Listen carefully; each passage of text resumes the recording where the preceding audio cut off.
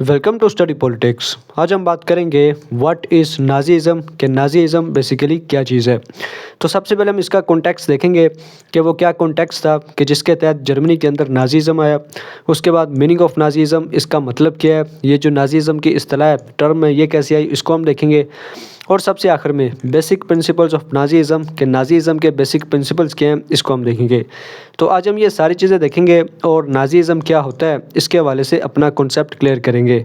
तो आइए इसको शुरू करते हैं। तो सबसे पहले हम देखते हैं कि वो क्या कॉन्टेक्स्ट था कि जिसके तहत जर्मनी के अंदर नाज़ीज़म आया। अब इसकी कहानी शुरू होती है वर्ल्ड वार वन से। वर्ल्ड वार वन के स्टार्ट होने की बड़े काजेज़ थे, ठीक है, लेकिन उनमें जो एक मेजर काज था वो जर्मनी खुद था। यानी जर्मनी को अगर हम वर्ल्ड वार वन से निकाल दें तो शायद वर्ल्ड वार वन उस तरह की ना होती जिस तरह अब हम देखते हैं।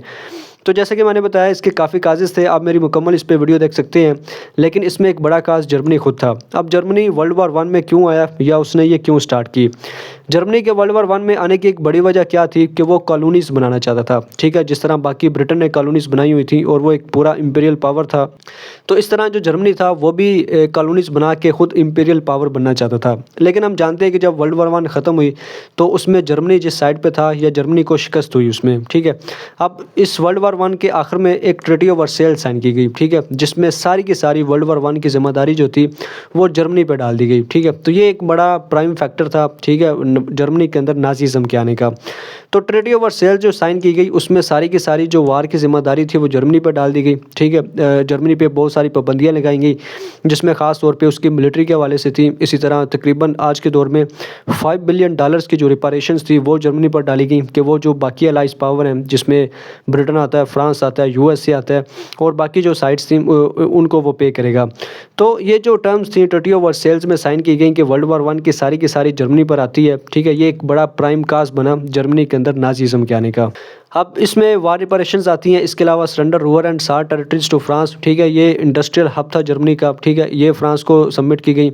इस तरह जैसे मैंने आपको बताया कि जर्मनी की जो आर्मी थी इस पर पाबंदी लगाई गई कि वो नहीं कर सकता।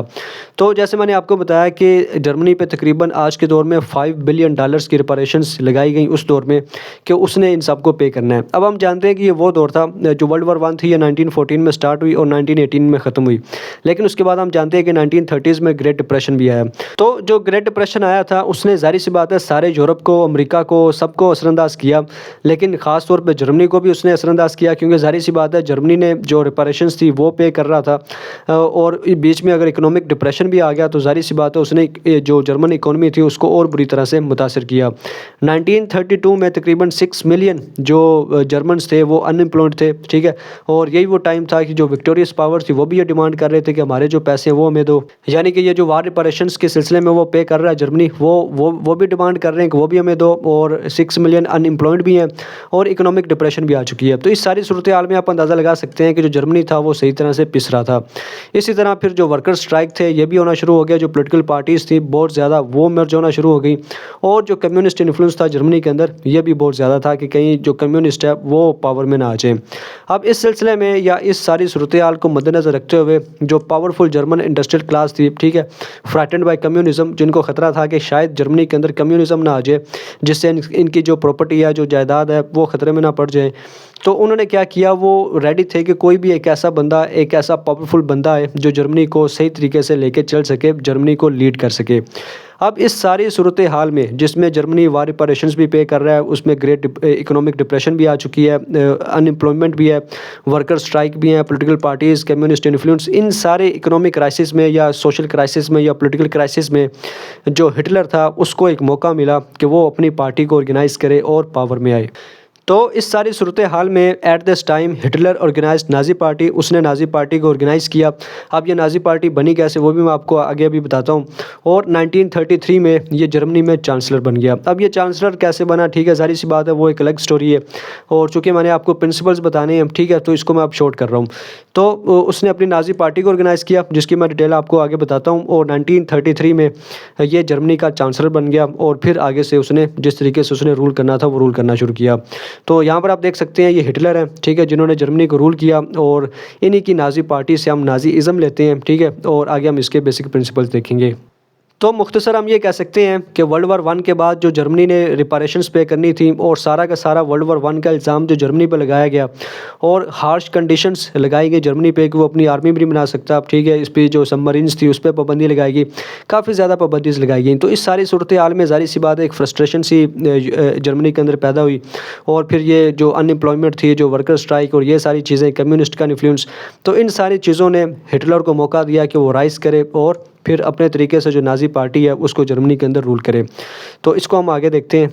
इसके बाद हम देखते हैं मीनिंग ऑफ नाज़ीज़म कि नाज़ीज़म का मतलब क्या है, ये जो टर्म है ये कैसे बनती है। तो जो टर्म नाज़ीज़म है ये नेशनल सोशलिज़म से बनती है, ठीक है। नेशनल सोशलिज़म जिसको जर्मनी ज़बान में नेशनल सोशलिज़्मस कहते हैं। अब नेशनल सोशलिज़्मस को जब अंग्रेज़ी ज़बान में ट्रांसलेट करेंगे तो वो नेशनल सोशलिज़म होगा। तो नेशनल सोशलिज़मस में ये जो NA है यहाँ से ना आता है और ZI इससे Z आता है, तो यहाँ से बनता है नाज़ी पार्टी, ठीक है। और नाज़ी से ही फिर हम बना लेते हैं नाज़ीज़म। तो इस तरह से ये जो टर्म नाज़ीज़म है ये बनती है। अब बेसिकली जो नाज़ी पार्टी है ये बनती कैसे है। अब बेसिकली ये होता है जर्मन वर्कर्स पार्टी जो कि 1919 में बनती है। यानी ये जो पार्टी होती है इसका नाज़ी पार्टी से कोई ताल्लुक़ नहीं होता, ये किसी और बंदे ने बनाई होती है। अब जो हिटलर होता है ये जर्मनी में आर्मी में होता है और हिटलर को इस पार्टी की एक मीटिंग में एज अ स्पाई यानी जासूस के तौर पर भेजा जाता है कि जाओ और देखो कि इस पार्टी में क्या बातें हो रही हैं। अब 1919 में जब हिटलर इस पार्टी के मीटिंग में आता है तो यहाँ पर जो डिस्कशंस हो रही होती हैं ये उससे बड़ा मुतासिर होता है। तो आया तो ये जासूसी करने होता है लेकिन वो इस पार्टी को ज्वाइन कर लेता है और बाय 1920 तक हिटलर बिकेम प्रोमिनेंट मेंबर, वो इस पार्टी का बड़ा एक अहम और ख़ास मेंबर बन जाता है और 1921 में became leader of the party, वो इस पार्टी का लीडर भी बन जाता है। तो जिस पार्टी में वो जासूसी करने आया होता है उसी पार्टी का वो अहम लीडर बन जाता है। और फिर ये हिटलर होता है जो इस पार्टी का नया नाम रखता है national socialist German workers party. तो पहले ये होता है जर्मन वर्कर्स पार्टी और फिर ये बन जाता है national socialist German workers party. तो ये जो नेशनल सोशलिस्ट है इसी को आप जर्मनी ज़बान में पढ़िए नेशनल सोशलिज्मस जर्मन वर्कर्स पार्टी, और उसी को फिर इन शॉर्ट नाज़ी पार्टी कहते थे, ठीक है। तो इस तरह से ये जो नाज़ी पार्टी है ये बनती है। इसके बाद बाय 1933 तक बिकम चांसलर, जो हिटलर है वो जर्मनी का चांसलर बन जाता है और उसके बाद जर्मनी में हिटलर होता है, उसकी नाज़ी पार्टी होती है और उसके बाद ये जो बेसिक प्रिंसिपल्स हम देखेंगे ये सारे होते हैं, ठीक है। तो ये था कि किस तरह से नाज़ी पार्टी जर्मनी में बनती है और ये जो नाज़ीज़म है इसका मतलब क्या है, ये कैसे बनता है। तो आइए अब आगे इसके जो बेसिक प्रिंसिपल्स हैं उसको देखते हैं। इसके बाद हम देखते हैं बेसिक प्रिंसिपल्स ऑफ नाज़ीज़म कि नाज़ीज़म के बेसिक प्रिंसिपल्स क्या हैं। अब इसमें सबसे पहले क्या आता है कि Nazi state is the totalitarian state. Totalitarian state क्या होती है, ऐसी स्टेट, ऐसी रियासत जो आपकी ज़िंदगी की हर चीज़ को कंट्रोल कर रही है या आपकी ज़िंदगी की हर चीज़ को रेगुलेट कर रही है, ठीक है, अपने हिसाब से। तो state is the and, the individual is the mean. यानी टोटलिटेरियन स्टेट में जो स्टेट होती है वो एंड है, वो आपका मकसद है और जो इंडिविजुअल है वो मीन है, वो ज़रिया है। तो आपने इंडिविजुअल के ज़रिए स्टेट की परफेक्शन करनी है, यानी जो स्टेट चाहेगी आप वो करेंगे। स्टेट के लिए अगर आपको अपनी जान देनी पड़ेगी तो आप वो देंगे। स्टेट आपको जो कुछ कहेगी आप वो सब कुछ करेंगे। तो जो स्टेट है वो टोटल है, वो टोटलिटेरियन है, ठीक हो गया।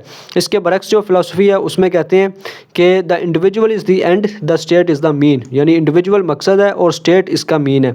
और ये फिलॉसफी हम देखते हैं इंडिविजुअलिज्म है, ठीक है, जिस पे आप मेरी अलग से वीडियो देख सकते हैं कि इंडिविजुअलिज्म क्या होता है। तो चूँकि जो नाज़ी स्टेट है ये टोटलिटेरियन स्टेट है, ठीक है, ये जो चाहेगी आपको वो करना पड़ेगा। It control and regulate political, economic, social, education और जो भी आपकी ज़िंदगी का एस्पेक्ट होता है ये उस सारों को कंट्रोल करती है, ठीक है। इसी तरह truth is what the state से, सच वो होगा जो स्टेट कहेगी। अब जिस तरह ये कोटेशन भी है कि the scientist is only free to search for the truth as the state sees it. तो जिस तरह जो रियासत है, जो स्टेट है, वो सच को देखेगी, साइंसदान का काम है कि वो उसी तरह से सच को देखे। यानी जिस तरह होता है ना कि साइंसदान फ्री होता है, वो अपनी रीजनिंग के ज़रिए, ठीक है, अपने एक्सपेरिमेंट्स के ज़रिए, अपनी ऑब्जर्वेशंस के ज़रिए ट्रुथ को फाइंड करता है। तो यहाँ पर क्या है, टोटलिटेरियन स्टेट में क्या होता है कि साइंटिस्ट भी फ्री नहीं होता। अगर स्टेट कहेगी कि ये ठीक है तो ये ठीक है, ठीक है, साइंसदान भी कहेगा कि हाँ वो ठीक है। अगर स्टेट कहेगी कि ठीक नहीं है तो जो साइंसदान है, साइंटिस्ट है, वो जितने मर्जी अपने एक्सपेरिमेंट कर ले वो सही नहीं है। तो आपने स्टेट के हिसाब से चलना है। तो जो नाज़ी स्टेट है वो बेसिकली टोटलिटेरियन स्टेट थी, ठीक है। उसमें हिटलर की स्टेट ने या जर्मन स्टेट ने जो कुछ कहना था, जो इंडिविजुअल्स थे उन्होंने वही करना था। तो ये इसका पहला प्रिंसिपल आता है। उसके बाद दूसरा प्रिंसिपल आता है द फ्यूरर प्रिंसिपल, ठीक है। इसी से रिलेटेड हमें एक प्रिंसिपल फाशिज्म में भी नज़र आता है, जिसमें हम मुसोलिनी को देखते थे, ठीक है। फाशिज्म पे भी आप मेरी अलग से वीडियो देख सकते हैं। तो फ्यूरर प्रिंसिपल में क्या है कि एक्शंस ऑफ फ्यूरर, ठीक है, जो भी फ्यूरर से मुराद लीडर यानी कि हिटलर, तो जो भी हिटलर करेगा वो ठीक है, Hitler is always right, Hitler कभी भी गलत नहीं कर सकता। तो आपका जो फ्यूरर है, आपका जो लीडर है, वो हमेशा सही होगा। इनफेलिएबल, इनफेलिएबल का मतलब यही होता है कि आप कोई गलत काम नहीं कर सकते, आप हमेशा सही करेंगे, ठीक हो गया। तो जो फ्यूरर होगा यानी नाजी स्टेट में, वो हमेशा सही होगा, आप उसको क्वेश्चन नहीं कर सकते। इसी तरह Nazi slogan duty discipline sacrifice, ठीक है। तो हिटलर ने कहा कि आपने ड्यूटी करनी है, यानी इंडिविजुअल की तरफ से डिसिप्लिन होना चाहिए और सेक्रीफाइस, ये वही बात आ गई कि Nazi state is totalitarian, the state is the end, the individual is the mean. तो इंडिविजुअल मीन है, इंडिविजुअल जरिया है, इंडिविजुअल को ड्यूटी करनी पड़ेगी, इंडिविजुअल को डिसिप्लिन रहना पड़ेगा और उसको सेक्रीफाइस करना पड़ेगा जब स्टेट चाहेगी। इस तरह जो नाजी आइडियल है, वन फ्यूरर यानी कि वन लीडर, वन रेख यानी कि one state and one walk यानी कि वन नेशन। तो जिस तरह जर्मनी में, हम यहाँ पे मैं आपको आगे भी बताऊंगा, वहाँ पे जो जर्मन रेस थी या जो आर्यन रेस थी उसको बहुत ज़्यादा फोकस किया जाता था या उसको बहुत ज़्यादा अहमियत दी जाती थी। तो इस वजह से जो नाजी आइडियल है वो क्या है, वन फ्यूरर यानी वन लीडर होगा, हिटलर होगा, वन रेख एक स्टेट होगी यानी कि जर्मन स्टेट है और एक ही नेशन है। इसके अलावा बाकी जो भी है वो सब कुछ फारिग है, वो कुछ भी नहीं है। इसी तरह worship of Hitler preached in schools, यानी उसको स्कूल में इसकी तबलीग की जाती है, चर्चेज़ में, सिनेमाज में, रेडियो में। हेल हिटलर, ये आपने रोज़ाना 50 से 150 बार कहना होता था, ठीक है। तो यहाँ से आप अंदाज़ा लगा लें कि जो फ्यूरर प्रिंसिपल है वहाँ पे जो लीडरशिप का कॉन्सेप्ट था वो क्या था। What Hitler decide is right and will remain eternally right. तो यहाँ से आप अंदाज़ा लगा लें कि जो हिटलर कहेगा वो सही है and will remain eternally right, और वो हमेशा सही रहेगा। यानी एक बार जो हिटलर ने कह दिया वो हमेशा के लिए सही है, दायमी वो सच है, हक है, उसको क्वेश्चन नहीं किया जा सकता। तो यहाँ से आप अंदाज़ा लगा सकते हैं कि जो नाजीज़म है या जो नाजी स्टेट है, वहाँ पे जो लीडरशिप है, वहाँ पे जो लीडर है यानी कि जो हिटलर है, उसका क्या मकाम है। इसके बाद तीसरे नंबर पर आता है नेशनलिज्म एंड रेशियलिज्म। अब इसमें क्या आता है कि there were superior and inferior races, के एक तरफ सुपीरियर रेसेस हैं, ठीक है, एक तरफ इन्फीरियर रेसेस हैं। जो वाइट रेस है ये सुपीरियर है और जो कलर्ड रेस है वो इन्फीरियर है। अब इसमें अहम बात क्या है, यानी वाइट जो है वो तो सुपीरियर होगी, चलो ठीक है, जो कलर्ड है वो इन्फीरियर होगी यानी हिटलर के मुताबिक। अब जो वाइट है उसमें भी क्लासिफिकेशन है, उसमें जो जर्मन रेस है, जो आर्यन रेस है, जिसको उसने मास्टर रेस का नाम दिया, वो हिटलर कहता था कि वो मास्टर रेस है यानी वो सबसे ऊपर है, और जो बाकी रेसेस हैं, जो बाकी कलर्ड के हैं, वो उससे फिर नीचे आ जाते हैं। तो जो जर्मन रेस है, आर्यन रेस है, हिटलर के मुताबिक सिर्फ इसी को जीने का हक हासिल है या इसी को रूल करने का हक हासिल है। इसको चाहिए कि जर्मनी के ऊपर या बाकी जो दुनिया उसके ऊपर रूल करे। इसी वजह से यहाँ पर एक आगे भी कॉन्सेप्ट आएगा लेबेनसराम का, जिसमें हिटलर कहते हैं, या जिस तरह वर्ल्ड वॉर 1 इसने स्टार्ट की, तो इनका बेसिक कॉन्सेप्ट यही था कि हमने दुनिया पर रूल करना है, क्योंकि रूल करने का जो हक है वो जो वाइट रेस है या जो आर्यन रेस है सिर्फ उसी को हासिल है। तो यहाँ से हम अंदाज़ा लगा सकते हैं कि कितना जो नाजी था, नाजी स्टेट थी, वो रेशियलिज्म पर बिलीफ रखती थी और नेशनलिज्म पर, यानी कि जो जर्मन रेस है सिर्फ उसी को ये राइट हासिल है, वही ट्रू नेशन है और उसी को ये राइट है कि वो रूल करे और बाकी जो दुनिया वो सारी इनके इन्फीरियर है। तो इसको हम मज़ीद आगे देखते हैं। इसके बाद चौथे नंबर पर इसमें आता है इंपीरियलिज्म एंड लेबेनसराम, ठीक है। इंपीरियलिज्म का मतलब तो आप समझते हैं, इस पर मेरी अलग से वीडियो भी है टोटल, वो आप देख सकते हैं। तो जिस तरह मैंने आपको बिल्कुल शुरू में बताया था कि जो जर्मनी था उसने वर्ल्ड वॉर 1 स्टार्ट इस वजह से की थी कि वो बाकी इंपीरियल पावर्स की तरह बनना चाहता था। यानी जर्मनी ये चाहता था कि उसके भी कॉलोनीज़ हों जिसमें वो मार्केट करे या जो भी वहाँ से जो रिसोर्सेज हैं वो एक्सट्रैक्ट करे और ज़्यादा रिच हो जाए या इकोनॉमिकली प्रॉस्परस हो जाए। लेकिन जाहिर सी बात है फिर उसे शिकस्त हुई और बात की कहानी फिर अलग है। तो लेबेनसराम क्या होता है? लेबेनसराम होता है कि जिस तरह यहाँ पर मैंने लिखा है कि Lebensraum living space to settle surplus population and for raw material. यानी जर्मनी ये समझता था कि चूँकि वो मास्टर रेस है, जो आर्यन रेस है वो मास्टर रेस है, इस वजह से कल को जर्मनी की पॉपुलेशन बढ़ेगी तो उसको क्या चाहिए, उसको जगह चाहिए, लिविंग स्पेस चाहिए, ठीक है। तो उसको जस्टिफाई करने के लिए फिर उन्होंने दूसरों को कनकेयर करना शुरू किया, कॉलोनीज बनाना शुरू की। तो Nazi Germany wanted to conquer colonies and foreign lands.